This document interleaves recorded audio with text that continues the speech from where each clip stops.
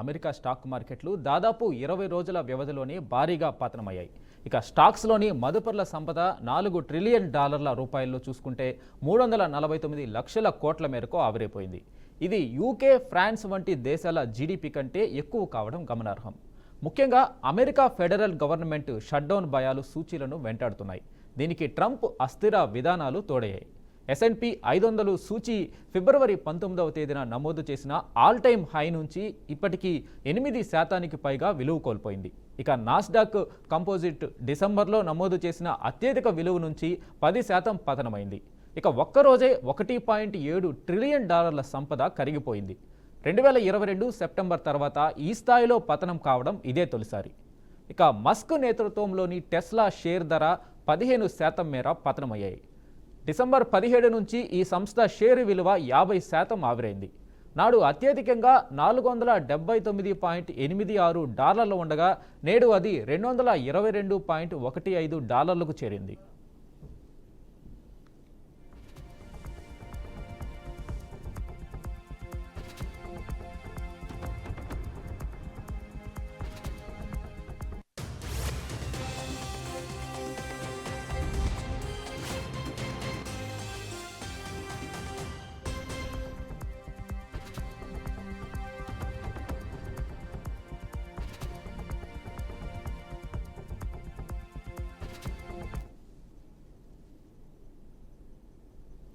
వివిధ కారణాలు కలిసి ఓ ప్యాకేజీల మార్కెట్లను దెబ్బతీస్తున్నాయి. ముఖ్యంగా వాణిజ్య విధానాల్లో హఠాత్తుగా వస్తున్న మార్పులు, ఆర్థిక మాంద్యం భయాలు, స్టాక్స్ అధిక విలువలు వంటివి కారణమవుతున్నాయని లాంజర్డ్ సీఈఓ పీటర్ ఓర్స్జాగ్ వెల్లడించారు. ముఖ్యంగా ప్రధాన వాణిజ్య భాగస్వాములైన కెనడా, మెక్సికో, ఐరోపాతో వాణిజ్య యుద్ధాల వల్ల చాలా కంపెనీలు తమ వ్యాపార వ్యూహాలను పునఃపరిశీలిస్తున్నాయన్నారు.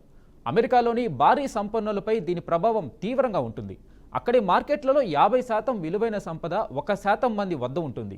ఇక 37% విలువైన సంపద 10% మంది వద్ద ఉంటుంది. ఇక 12% వాటా 40% మంది వద్ద కేంద్రీకృతమై ఉంది.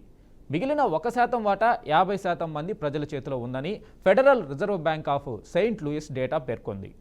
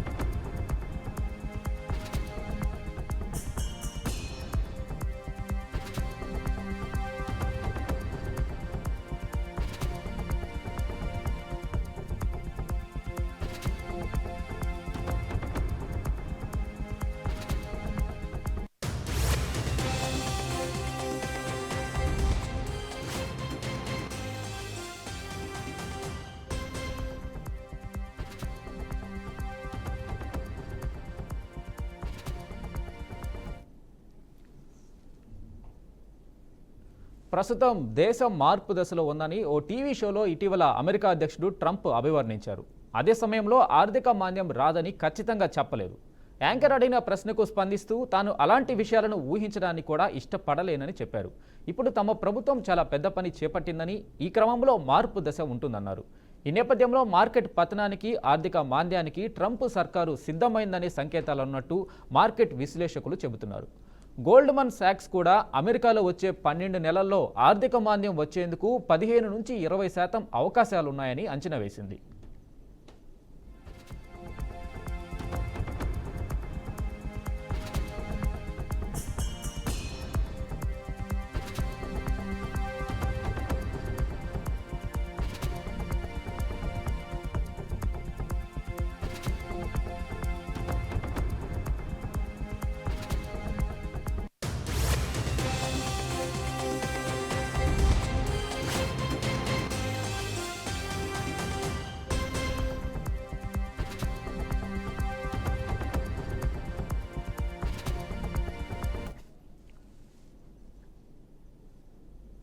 ఓవైపు మార్కెట్లు పతనం అవుతున్న ఆర్థిక వ్యవస్థ మాత్రం బలంగానే ఉందని శ్వేత సౌధంలోని ది నేషనల్ ఎకనామిక్ కౌన్సిల్ అధిపతి కెవిన్ హాస్టెట్ చెప్పారు. ఆర్థిక మాంద్యం భయాలను తోసిపుచ్చారు.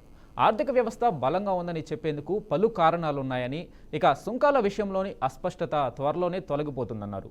ఇక పన్ను కోతలు పెట్టుబడులను ప్రోత్సహిస్తాయని ఆశాభావం వ్యక్తం చేశారు. తాజా పరిస్థితుల నేపథ్యంలో ఇన్వెస్టర్లు ఫెడరల్ రిజర్వ్ వడ్డీ రేట్లపై తీసుకునే నిర్ణయం కోసం ఆసక్తిగా ఎదురుచూస్తున్నారు. ఇక యుఎస్లోని ఈ స్టాక్ మార్కెట్ పతనం మీద పూర్తి అనాలిసిస్ ఇవ్వడానికి ఎనలిస్ట్ వెంకటేశ్వరరావు గారు ఉన్నారు. వెంకటేశ్వరరావు గారు చెప్పండి, సడన్గా యుఎస్ మార్కెట్లు ఇంత క్రాష్ అవ్వడానికి కారణం ఏంటి? నాస్డాక్ 4% మేర, డౌజన్స్ 1.5% మేర ఒక్కరోజే మార్కెట్లు క్రాష్ అయ్యాయి. దీని మీద మీ విశ్లేషణ ఏంటి?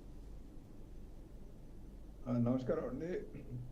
ఇది మీరు ప్రస్తుతం మీరు ఈ వేసినటువంటి ప్రశ్నకు సమాధానం దొరకాలంటే మనము నేటి మొత్తం ప్రపంచవ్యాప్తంగా ఉన్నటువంటి ఆర్థిక పరిస్థితి లేదా రాజకీయ పరిస్థితులను మనం పరిగణలోకి తీసుకుంటే కొంత సమాధానం మనకు దొరుకుతుందండి. ముఖ్యంగా మారుతున్న ఈ పరిస్థితుల్లో ఇన్వెస్టర్స్ ప్రాతిపదిక మనం చూస్తే, అంటే ఎప్పుడైతే అమెరికా రీసెంట్గా రాజకీయంగా ఎలక్షన్స్ ద్వారా ట్రంప్ గారు అధికారంలోకి వచ్చిన తర్వాత వారు తీసుకుంటున్నటువంటి చాలా వైరుధ్యమైనటువంటి నిర్ణయాలు, అంటే సడన్ గా ఒక డ్యూయల్ మైండ్ సెట్ తో కూడుకున్నటువంటి నిర్ణయాలు ప్రతిరోజు మనం ఒక ఆశ్చర్యంగా కల్పించేటువంటి విషయాలు మనం చూస్తా ఉన్నాం. దీనికి ప్రధాన మూలాలు ఏంటంటే అక్కడ ఉన్నటువంటి ఆర్థిక పరిస్థితులు. పెద్దన్న పాత్ర పోషిస్తున్నటువంటి అమెరికా ఈరోజు ముఖ్యంగా మనం చూస్తే వాళ్ళు తీసుకున్నటువంటి విధానాలు మూల కారణం అక్కడ వాళ్ళ యొక్క సంబంధాలు మారుతున్నటువంటి అమెరికా యుఎస్ సంబంధాలు కావచ్చు. మొన్నే మనం చూసాం అమెరికా అండ్ యుక్రెయిన్ సంబంధించినటువంటి పరిస్థితులు అక్కడ మారాయి. అలాగే చైనా యుఎస్ మధ్యలో జరుగుతున్నటువంటి సంబంధాలు కావచ్చు, లేదా యుఎస్ ఇరాన్ సంబంధించినటువంటి సంబంధాలు కావచ్చు. ఇవన్నీ కూడా వీటి ఆధారితంగా గత కొన్ని సంవత్సరాల నుండి అక్కడ అమెరికాలో ఉన్నటువంటి పెట్టుబడి వర్గం యొక్క స్టాక్స్ ఫ్లక్చుయేషన్ కావడానికి ప్రధాన కారణం ఏంటంటే అక్కడ మీరు ఇప్పుడే చెప్పారు, అక్కడ ప్రధానంగా ఎకానమీ అంతా కూడా ఎక్కువ శాతం అంటే 1% ఆఫ్ ద పాపులేషన్ గా ఉన్నటువంటి బిగ్ మల్టీనేషనల్ కంపెనీస్ మొత్తం అమెరికా యొక్క ఆర్థిక పరిస్థితిని కంట్రోల్ చేస్తున్న పరిస్థితిలో వాళ్ళు ఎవరి మీద ఆధారపడుతున్నారు? వాళ్ళు స్టాక్ మార్కెట్ మీద ఆధారపడుతున్నారు. ఈ స్టాక్ మార్కెట్స్ దేని మీద ఆధారపడుతున్నాయి? ఈ అంతర్జాతీయంగా వస్తున్నటువంటి మార్పులు, ఇవాళ చైనా అమెరికా మధ్యలో జరుగుతున్నటువంటి సంబంధాలు కావచ్చు. మీరు ప్రధానంగా చూస్తే చైనా నుండి కరోనా తర్వాత చాలా పెద్ద మార్పు వచ్చింది. చైనా అమెరికా సంబంధాల్లో పోస్ట్ కరోనాలో గణనీయమైనటువంటి చేంజెస్ వచ్చాయి. వాళ్ళ మధ్యలో ఉన్నటువంటి ఆర్థిక సంబంధాలు, వాళ్ళ మధ్యలో ఉన్నటువంటి ఎగుమతుల దిగుమతుల మధ్యలో సంబంధాలు అన్ని కూడా మార్పు చెందిన సందర్భంలో కొంత అమెరికా ఒక షిఫ్ట్ కోసం ప్రయత్నం చేస్తుంది. చైనా నుండి ఇండియా లాంటి దేశాల వైపు చూస్తున్నప్పుడు ఆ మార్పులో ఒక టెక్నాలజికల్ గా వాళ్ళు ఇన్వెస్ట్ చేశారు. దాదాపు ఇలా అమెరికా పెద్ద ఎత్తున గ్రీన్ టెక్నాలజీ మీద ఇన్వెస్ట్ చేసినటువంటి పరిస్థితి. అయితే ఈవెన్ టెక్నాలజీతో పాటు వాళ్ళ యొక్క ఆర్థిక మాంద్యంలో ముఖ్యంగా వాళ్ళు ఈ ఎంతైతే పెద్దన్న పాత్ర పోషించే విషయంలో వాళ్ళు ఏదో డిఫెన్స్ సపోర్ట్ ఇస్తున్నారు. ఇప్పుడు యుక్రెయిన్ కావచ్చు, యుక్రెయిన్ ఇంతకాలం రష్యా యుక్రెయిన్ మధ్యలో జరిగిన యుద్ధంలో వీళ్ళు ఇచ్చినటువంటి సపోర్ట్ ద్వారా దాని యొక్క ప్రభావం మార్కెట్ మీద ఎంత ఉందో మనం చూసాం. దాని యొక్క ప్రభావం ఈరోజు మళ్ళీ ట్రంప్ వచ్చిన తర్వాత, అంటే మొన్ననే ఒబామా మన గత ప్రైమ్ మినిస్టర్ ప్రెసిడెంట్ గారు ఉన్నటువంటి పరిస్థితికి ఇప్పుడు మన ట్రంప్ గారు వచ్చిన తర్వాత ఎంత గణనీయమైన మార్పులు, అంటే వాళ్ళ యొక్క విధానాల్లో, వాళ్ళ యొక్క సిద్ధాంతాల్లో, వాళ్ళు తీసుకున్నటువంటి నిర్ణయాలలో వస్తున్నటువంటి మార్పుల వల్ల దాని యొక్క ప్రభావం మార్కెట్ మీద విపరీతంగా చూపిస్తున్నటువంటి పరిస్థితి మనం చూసాం. సో ఇవన్నీ కూడా వీటితో పాటు వాళ్ళతో కూటమిలో ఉన్నటువంటి వాళ్ళ యొక్క ఇతర దేశాలు, అంటే యూకే కావచ్చు లేదా యూరోపియన్ యూనియన్ కావచ్చు, వాళ్ళు కూడా ఈరోజు అమెరికా తీసుకున్నటువంటి నిర్ణయాలకు ఇమ్మీడియట్ గా కౌంటర్ గా స్పందిస్తున్నట్టు. యుక్రెయిన్ విషయంలో ట్రంప్ గారు తీసుకున్న నిర్ణయానికి మరి యూరోపియన్ యూనియన్ తీసుకున్న నిర్ణయంలో ఉన్న వైరుధ్యం వల్ల కూడా మా స్టాక్ మార్కెట్ లో ఒక ఒక అనిశ్చితకరమైనటువంటి భావనను క్రియేట్ చేయడం, ఆ భావన ద్వారా స్టాక్ ఇన్వెస్టర్స్ లో ఫ్లక్చుయేషన్ కనబడతాం. ఆ ఫ్లక్చుయేషన్ యొక్క ప్రభావం మనం అడుగడుగున ఇప్పుడు ముఖ్యంగా టెక్నాలజీ విషయానికి వస్తే ఇలాన్ మాస్క్ లాంటి వాళ్ళు ఈ రోజు గత 2015 నుండి ఇప్పటి వరకు, అంటే గత 2022 నుండి 25 మధ్యలో దాదాపు 50% ఇలాన్ మాస్క్ యొక్క వాళ్ళ యొక్క కంపెనీ షేర్ వాల్యూస్ పడిపోవడం అనేది ఇవాళ టెక్నాలజీలో ఇవాళ అమెరికా ఒక పరిస్థితి మనకు అర్థమవుతుంది. ఎక్కడైతే వాళ్ళు ఎక్కువ ఇన్వెస్ట్ చేశారో అక్కడే వాళ్ళకి ఆ కంపెనీస్ యొక్క పర్ఫార్మెన్స్ సరిగా లేకపోవడం, దానికి మూల కారణం చైనా లాంటి వాళ్ళు ఏఐ టెక్నాలజీకి ధీటుగా వాళ్ళు కూడా ఈ మధ్య కాలంలో కొత్త కొత్త టెక్నాలజీలను ఇంట్రడ్యూస్ చేసి శాంపుల్ గా వదలడం, దాని ద్వారా వీళ్ళు అమెరికా ఇన్వెస్ట్ చేసినటువంటి ఇన్వెస్ట్మెంట్స్ అన్ని కూడా ఆవిరైపోవడం మనం చూసాం మార్కెట్ లో. రాత్రే ఎంత పెద్ద ఎత్తున ట్రిలియన్స్ ఆఫ్ ఆస్తి, అంటే దాదాపు 350 లక్షల కోట్ల డబ్బు కూడా రాత్రి ఆవిరైపోవడం ఎంత మనం చూసాం. ఇవన్నీ మనం దీనివల్ల మనకు ఏమర్థం అవుతుందంటే, ఈ ఏదైతే ఇన్వెస్ట్మెంట్స్ యొక్క స్టెబిలిటీ, అంటే ప్రపంచవ్యాప్తంగా పెద్ద పెద్ద కంపెనీలు ఏదైతే లాభాలు ఆర్జించి పెట్టేటువంటి ఈ మన షేర్ ఇన్వెస్టర్స్ కి లాభాలు అందించి ఇస్తున్నటువంటి పరిస్థితిలో వాళ్ళ యొక్క పర్ఫార్మెన్స్, ఆ పర్ఫార్మెన్స్ కు బేస్ అయినటువంటి అమెరికా యొక్క రాజకీయ ఆర్థిక పరిస్థితుల మూలాలు, వాళ్ళు తీసుకునే నిర్ణయాలు, వాళ్ళ యొక్క సత్సంబంధాలు, మీ ప్రపంచవ్యాప్తంగా ఉన్నటువంటి దేశాలతో వాళ్ళు కుదుర్చుకున్నటువంటి ఒప్పందాలు, ఇవన్నీ కూడా ముడిపడినటువంటి పరిస్థితిలో అక్కడ ఏమాత్రం కొద్ది మార్పులు వచ్చినా, అక్కడ ఏమాత్రం కొద్ది తేడాలు వచ్చినా కూడా దాని యొక్క ప్రభావం షేర్ మార్కెట్ మీద ఖచ్చితంగా కనబడతా ఉంది.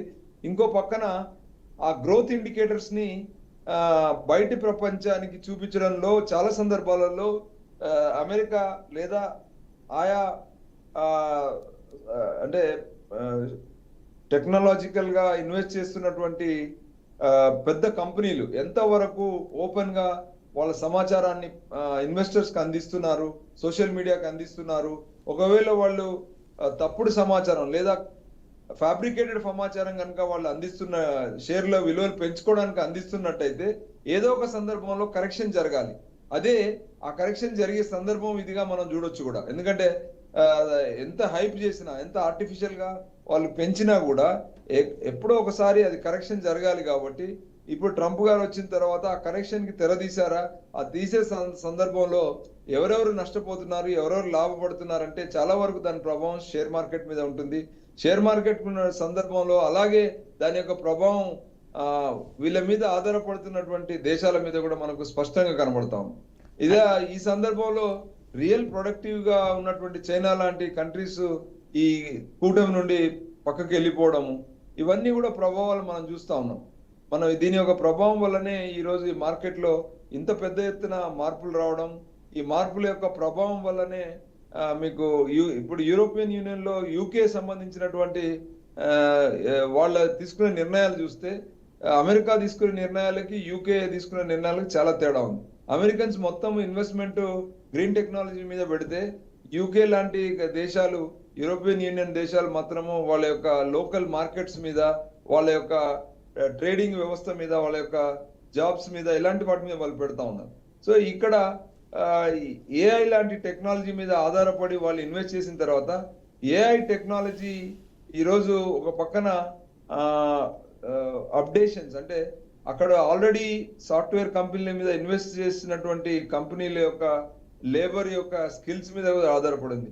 ఈ ఏఐ వచ్చిన తర్వాత ఈ లేబర్ స్కిల్స్ ధీటుగా వాళ్ళు అప్గ్రేడ్ చేసుకోలేని పరిస్థితిలో, వాళ్ళు వెనుకబడుతున్నటువంటి పరిస్థితిలో కూడా ఈ గ్యాప్స్ వస్తున్నాయి. గ్యాప్స్ వల్ల కూడా షేర్ మార్కెట్ వాల్యూస్ పడిపోతుంది. ఎందుకంటే కొంత జాబ్స్ కొంతమంది అప్గ్రేడ్ చేసుకోలేక కూడా జాబ్ లోంచి బయటకు వస్తున్నటువంటి పరిస్థితి. దాని వల్ల కూడా ఇప్పుడు మార్కెట్ లో మీకు ఆ ప్రభావం కనిపెడుతున్నటువంటి పరిస్థితి. సో ఇవన్నిటి మూలాలు ఈరోజు ఒక కరెక్షన్ గురవుతున్నాయి. ఆ కరెక్షన్ ద్వారా ఎవరెవరు ఎలా ఎఫెక్ట్ అవుతారు, దానివల్ల అగ్రరాజ్యమైనటువంటి అమెరికా మీద ప్రభావం ఎక్కువ ఉంటుంది. ఎందుకంటే ఆయన వాళ్ళు పెద్దన్న పాత్ర పోషించారు. వాళ్ళు ఒక షిఫ్ట్ ఆఫ్ ఐడియాలజీ మీద ఉన్నారు. ఇప్పుడు అది వాళ్ళకి ఎంతవరకు వాళ్ళ సొంత ఆర్థిక విధానాలకు ఇబ్బందికరంగా మారుతుంది, ఎంతవరకు వాళ్ళు ఇతర దేశాల మీద, ప్రపంచ దేశాల మీద పట్టు కొనసాగించగలుగుతారు అనేది మనం కొద్ది కాలం వేచి చూస్తే ఇంకా మనకు క్లారిటీ బయటకు వస్తుంది. ప్రస్తుతం ట్రంప్ గారు మాట్లాడే దాంట్లో చాలా వైరుధ్యమైనటువంటి వాదనలు కనబడతా ఉన్నాయి. ఒక ఇరాన్ విషయంలోనే వాళ్ళు తీసుకున్నటువంటి స్టాండ్ మనకు క్లియర్ గా అర్థమవుతుంది. ఇలా యుక్రెయిన్ విషయంలో వాళ్ళు తీసుకున్నటువంటి స్టాండ్ కావచ్చు, చైనా విషయంలో వాళ్ళు తీసుకున్నటువంటి స్టాండ్ కావచ్చు, ఇవన్నీ కూడా చాలా డ్రాస్టిక్ గా వైరుధ్యంగా, అంటే ఒక స్టాండ్ తీసుకుంటే దానికి ఆపోజిట్ స్టాండ్ తీసుకునే పరిస్థితులు నెలకొన్న పరిస్థితి ఇలా అమెరికా విధానంలో మార్పు కనబడతా ఉంది. అంటే అల్టిమేట్ గా అమెరికా విధానంలో ఈ మార్పులు రావడానికి కారణం ఏంటంటే అమెరికా ఫస్ట్, అంటే అమెరికా ముందు బతికితేనే కదా మిగతా వాళ్ళకి సాయం చేయగలుగుతుంది అనే ఒక పద్ధతిలో ఉంది. కానీ అమెరికా బతికే విషయంలో పక్క వాళ్ళ యొక్క అంశాలను పరిగణలోకి తీసుకోవడంలో వాళ్ళు పక్కన పెట్టి ముందు వాళ్ళ ప్రయారిటీ తీసుకున్నప్పుడు, ఆ వైరుధ్యం కనబడ్డప్పుడు మిగతా దేశాలు తప్పనిసరిగా వాళ్ళ యొక్క మనుగడ కోసం, వాళ్ళ స్వప్రయోజనాల కోసం వైరుధ్యంగా వ్యవహరించాల్సిన పరిస్థితి, యుఎస్ తో వైరుధ్యంగా వ్యవహరించాల్సిన పరిస్థితి మనకు స్పష్టంగా కనపడుతున్న ప్రతిసారి కూడా ఈ వైరుధ్యం, ఈ అగ్రరాజ్యం ఇతర దేశాల కూటముల మధ్యలో ఉన్న వైరుధ్యం వల్ల కూడా ఈ రోజు మనకు ఇంత పెద్ద ఎత్తున షేర్ మార్కెట్స్ పడిపోవడము, ఎకానమీ షిఫ్ట్ అవడము, చాలా విషయాలలో ఒక కరెక్షన్ తో పాటు ప్రపంచ ఆర్థిక మూలాలు మారిపోవడం అనేది ఇప్పుడు జరుగుతున్నటువంటి పరిస్థితి మనకు స్పష్టంగా అర్థమవుతుంది. ఇది ఎక్కడికి దారితీస్తుంది, ఎక్కడికి వెళ్తుంది, రానున్న రోజుల్లో ఏ పరిస్థితిలో మార్పు రాబోతుంది గ్లోబల్ గా అనేది వేచి చూడాల్సినటువంటి పరిస్థితి ఉంది. ఖచ్చితంగా మనం చెప్పలేము, ఎందుకంటే ఎప్పటికప్పుడు దీనిలో స్టడీ చేస్తున్నటువంటి చాలా సంస్థలు ఉన్నాయి. ఇలా చాలా యూనివర్సిటీస్ పనిచేస్తా ఉన్నాయి, ఆర్థికంగా ఫైనాన్షియల్ ఇన్స్టిట్యూట్స్ పనిచేస్తా ఉన్నాయి, బ్యాంకులు పనిచేస్తా ఉన్నాయి, ఆర్థిక శాఖలు అంటే అమెరికన్ ఫెడరల్ వ్యవస్థలో ఉన్నటువంటి ఆర్థిక department of financial advisory boards ఉన్నాయి. తర్వాత ప్రపంచవ్యాప్తంగా వస్తున్న మార్పులను క్షుణ్ణంగా స్టడీ చేస్తున్నటువంటి ఎన్నో సంస్థలు ఈరోజు వాళ్ళు ఇస్తున్నటువంటి రిపోర్ట్స్ కూడా రేపు రానున్న రోజులలో అమెరికా తీసుకోబోయేటువంటి నిర్ణయాలకు తోడ్పడతాయి. ఎందుకంటే ఇప్పటికే ట్రంప్ గారు వచ్చిన తొలి నాళ్ళకి ఇప్పటికే కొన్ని రోజుల్లోనే ఆయన వైరుధ్యమైనటువంటి ఒక ఇది ఇస్తున్నాడు, ఏది స్టేట్మెంట్స్ ఇస్తున్నాడు. ఇరాన్ విషయంలోనే ఆయన వచ్చిన తొలి రోజుకి ఇప్పటికి చాలా మార్పు వచ్చింది. అలాగే ఈవెన్ యుక్రెయిన్ విషయంలో కూడా మార్పులు వచ్చాయి. సో డెఫినెట్ గా ఈ యొక్క ప్రభావం అనేది షేర్ మార్కెట్ మీద, ఎకానమీ మీద, గ్లోబల్ ఎకానమీ మీద, డెఫినెట్ గా షేర్ ఇన్వెస్టర్స్ మీద కనబడుతుంది. కాబట్టి ఈ వైరుధ్యమైనటువంటి విషయాలు మనకు ముందు కనబడతా ఉన్నాయి. అయితే వెంకటేశ్వరరావు గారు, ఇప్పుడు యుఎస్ మార్కెట్ పతనం మీద ఇండియా షేర్ మార్కెట్ కూడా ఆధారపడి ఉంటుందా? ఒకవేళ ఇండియన్ మార్కెట్ ఎలా రెస్పాండ్ అయ్యే అవకాశం ఉంది? అంటే ఇప్పటి వరకు అయితే యుఎస్ మార్కెట్ క్రాష్ తర్వాత ఇండియన్ మార్కెట్ న్యూట్రల్గానే కంటిన్యూ అవుతుంది, పెద్దగా పడిపోయిన దాఖలాలు అయితే కనిపిస్తలేవు. ఈ నేపథ్యంలో ఇన్వెస్టర్లకి మీరు ఇచ్చేమైనా సలహా ఉందా? ఇండియన్ మార్కెట్ల పరిస్థితి ఏముంది ఈ నేపథ్యంలో? ఇండియన్ మార్కెట్లు పూర్తిగా అమెరికన్ మార్కెట్లకు భిన్నమేం కాదండి. కొంతవరకు చాలా వరకు ఇండియన్ మార్కెట్స్ కూడా ఆ విధానాలను స్టడీ చేస్తున్నాయి. ఎందుకంటే ఇప్పుడు సోషల్ మీడియాలో మనందరికి కూడా ఓపెన్ గా మనకు రావాల్సిన సమాచారం ఎప్పటికప్పటికి అందుతుంది. కాబట్టి డెఫినెట్ గా ఇండియాలో ఒక విభిన్నమైన పరిస్థితి ఏంటంటే, ఇండియాలో చాలా వరకు ఇండియన్ ఎకానమీ అనేది అమెరికన్ ఎకానమీ మీద ఆధారపడినటువంటి పరిస్థితి ఒకటి మనం మర్చిపోకూడదు. ఈరోజు మన మోడీ గారు గత ప్రెసిడెంట్ గారికి, మరి ఇప్పుడున్నటువంటి ట్రంప్ గారి విషయంలో కూడా ఎన్నో సందర్భాలలో వాళ్ళు వెళ్ళి వాళ్ళతోని కూర్చొని ఈ వీళ్ళ మధ్యలో ఉన్నటువంటి గ్యాప్స్ ఫిల్ చేసుకోవడానికి కావాల్సినటువంటి ప్రయత్నాలు చేస్తున్నప్పటికీ కూడా మార్కెట్ లో వస్తున్నటువంటి వార్తలు ఏదైతే ఈ స్టాటిస్టిక్స్ కానీ, ఇప్పుడు వాళ్ళు తీసుకున్న నిర్ణయాల్లో వస్తున్న వైరుధ్యాలు మన ఇండియన్ ఇన్వెస్టర్స్ మీద కూడా తీవ్ర ప్రభావం చూపిస్తుంది. చాలా వరకు వాళ్ళు ఇన్వెస్ట్ చేసిన స్టాక్స్ ఆవిరైపోయిన పరిస్థితి మన ఇండియన్ సెక్యూరిటీ మన వాళ్ళల్లో కూడా ఇన్వెస్టర్స్ మీద కూడా కనబడతా ఉంది. డే టు డే మన కంప్యూటర్ల మీద ముందు కూర్చొని ఇన్వెస్ట్ చేస్తున్నటువంటి వాళ్ళ దగ్గర మీరు ఏ ఒక్కరిని మీరు పర్సనల్ గా ఇంటర్వ్యూ చేసినా మీకు వాళ్ళ ముఖాల్లో చాలా వరకు ఆ నైరాస్యము, ఆ అనిశ్చితి, ఆ ఫ్లక్చుయేషన్ యొక్క ఎఫెక్ట్ మీకు మార్నింగ్ ఏ పార్క్ లోకి వెళ్ళి వాకర్లను కొద్దిమంది టచ్ చేసినా కూడా మీకు కనబడుతుంది. So that is just because మన వాళ్ళు ఇదంతా కూడా అంటే యాక్చువల్ గా జరిగేది ఏంటంటే వాళ్ళకి అందుతున్న సమాచారం మూలంగానే ఇన్వెస్ట్మెంట్స్ అంటే అక్కడ ఎవరైతే మెయిన్ గా ఇన్వెస్ట్ చేస్తున్నటువంటి ఇన్వెస్టర్స్ యొక్క సోర్స్ ఆఫ్ డిసిషన్ మేకింగ్ ఏముంటదంటే వాళ్ళకి వచ్చే సమాచారమే.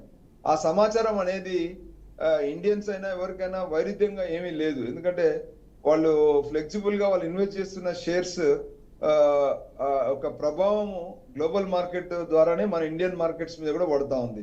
సో డెఫినెట్ గా ఇండియాలో ఇంకా ఎక్కువ ప్రభావం చూపించడానికి కారణం ఏంటంటే మనది డిపెండెన్సీ ఎకానమీ. వాళ్ళైనా కనీసం కొంత ఎప్పటికప్పుడు నిర్ణయాలు తీసుకోగలుగుతారు. కానీ మన వాళ్ళు పూర్తిగా అమెరికన్ ఎకానమీ మీద డిపెండ్ అయినటువంటి పరిస్థితి మనం చాలా సందర్భాల్లో చూసాం. మనం కేంద్ర ప్రభుత్వమే కాదు, రాష్ట్ర ప్రభుత్వాల్లో ఉన్న ముఖ్యమంత్రులు కూడా పోటీపడి అమెరికన్ విజిట్స్ చేయడము, వాళ్ళ యొక్క ఇన్వెస్ట్మెంట్స్ కోసము వెంపర్లాడము, తద్వారా వాళ్ళకు వస్తున్నటువంటి ఆ ఇన్వెస్ట్మెంట్స్ యొక్క మూలాలు మనకు పేపర్లో చదివినప్పుడు అర్థమవుతాయి. డెఫినెట్ గా ఇప్పుడు మన ఇండియన్ ఇన్వెస్టర్స్ కూడా ఈ కరెక్షన్ ని యాక్సెప్ట్ చేసే పరిస్థితిలో ఉన్నప్పుడే కొంత వాళ్ళకి ఈ అనిశ్చితి నుండి బయటపడతారు. ఇది ఒక సంధి పీరియడ్, ఇది ఒక కరెక్షన్ పీరియడ్ అన్నట్టు. సో మరి నిన్నటి మొన్నటి వరకు ఎంజాయ్ చేసినటువంటి ఆ లాభాలను ఈసారి ఒకవేళ నష్టాలు వస్తే కూడా ఎదుర్కోవడానికి సిద్ధంగా ఉండాల్సినటువంటి మానసిక పరిస్థితి, ఆర్థిక పరిస్థితిలో మన ఇన్వెస్టర్స్ రెడీగా ఉండాలి. ఉన్నప్పుడు మళ్ళీ దాన్ని భూమి వచ్చినప్పుడు ఎంజాయ్ చేయగలుగుతారు. అంతేగాని మనము నష్టాలు జరుగుతున్నప్పుడు బాధకు గురయ్యి మనం డిప్రెషన్ లోకి వెళ్తే మీరు మళ్ళీ ఆ ట్రేడ్ లో మీరు కొనసాగలేరు. కాబట్టి డెఫినెట్ గా ఇది కరెక్షన్ టైం. ఈ టైంలో ఇండియాలో కూడా కొంత ప్యారలల్ గా ఇలాంటి సందిగ్ధమైన పరిస్థితి వచ్చినప్పుడు, అంటే మనకు మార్కెట్లు పెరుగుతున్నప్పుడు మనకు ఆ మార్కెట్ల యొక్క వైరుధ్యాలు స్టడీ చేయడానికి అవకాశం లేని పరిస్థితిలో ఇన్వెస్టర్స్ ఉంటారు. కానీ ఇలాంటి గ్యాప్స్ వచ్చినప్పుడు డెఫినెట్ గా ఇన్వెస్టర్స్ అందరికీ ఈ global economy versus Indian economy study చేయడానికి ఒక మంచి అవకాశం ఉందని మాత్రం చెప్పుకోవచ్చు. రైట్ వెంకటేశ్వరరావు గారు, థ్యాంక్ యూ మీ విశ్లేషణ అందించినందుకు. సో ఇది యుఎస్ మార్కెట్లు ఒక్కరోజే ఇంత పతనమైన వేళ ట్రంప్ ఏ నిర్ణయాలు తీసుకోబోతున్నారు అనేది స్టాక్ మార్కెట్ల మీద సర్వత్రా ఆసక్తి అయితే నెలకొంది. సో ఇది వాటి special drive. Keep watching BRK news.